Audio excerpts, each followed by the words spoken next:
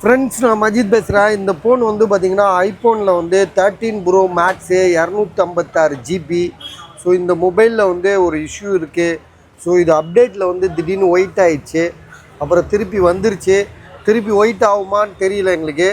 White ஆச்சுன்னா அதுக்கு நாங்கள் பொறுப்பேற்றுக்க முடியாது. உங்களுக்கு வேணும்னா வாங்கிக்கோங்க.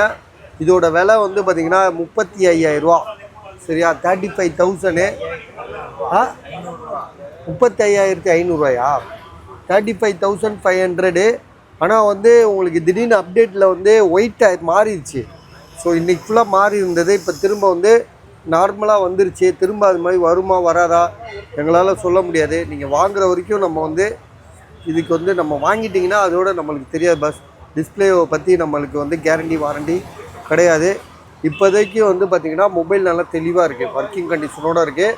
13 ப்ரோ மேக்ஸு 35,500.